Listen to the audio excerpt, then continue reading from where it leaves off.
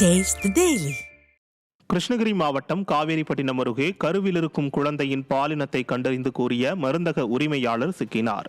கொசமேடு பகுதியில் பாலமுரளி என்பவர் நடத்தி வரும் மருந்தகத்தில் சோதனை செய்ததில் கருவில் இருக்கும் குழந்தை ஆனா பெண்ணா என ஸ்கேன் செய்யும் மிஷின் மற்றும் கருவை கலைக்கும் மருந்துகள் உள்ளிட்டவை இருந்தது தெரியவந்தது.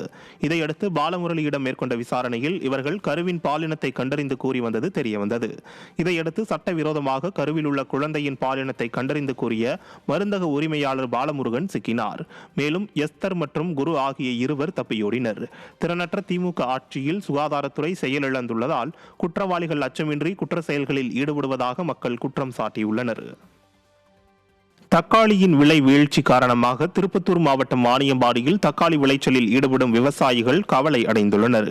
மிட்டூர் பகுதியில் அறுவடைக்கு தயாரான நிலையில் தக்காளியின் விலை மிகவும் வீழ்ச்சியடைந்ததால் குறைவான விலைக்கு விற்பனை செய்யப்படுகிறது. தக்காளிக்கு உரிய விலை கிடைக்காததால் கூலி தொழிலாளர்களுக்கு முறையாக சம்பளம் வழங்க முடியவில்லை என விவசாயிகள் வேதனை தெரிவித்துள்ளனர். எனவே தமிழக அரசு உடனே தலையிட்டு தக்காளி விற்பனையில் லாபம் கிடைக்க நடவடிக்கை எடுக்க வேண்டும் என விவசாயிகள் மத்தியில் கோரிக்கை எழுந்துள்ளது. சேலத்தில் பட்டியல் சமூகத்தினர் வசிக்கும் பகுதிக்கு மாநகராட்சி மலம் கலந்த குடிநீரை வழங்கிய விவகாரத்தில் கடந்த 4 ஆண்டுகளாக விடிய அரசு எந்தவொரு நடவடிக்கையும் எடுக்கவில்லை என அப்பகுதி மக்கள் குற்றம் சாட்டியுள்ளனர். சேலம் ஜாகீர் சின்ன அம்மாபாளையத்தில் கல்யாண சுந்தரம் நகர், வீரபாண்டி நகரில் ஆயிரக்கணக்கான பட்டியல் சமூகத்தினர் வசிக்கின்றனர்.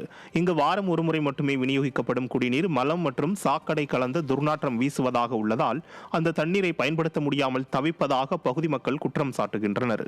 மேலும் இது குறித்து சேலம் மாநகராட்சி கூட்டத்தில் அதிமுக மாமன்ற எதிர்க்கட்சித் தலைவர் யாதவமூர்த்தி எடுத்துரைத்தும் விடியா மாநகராட்சி நடவடிக்கை எடுக்கவில்லை.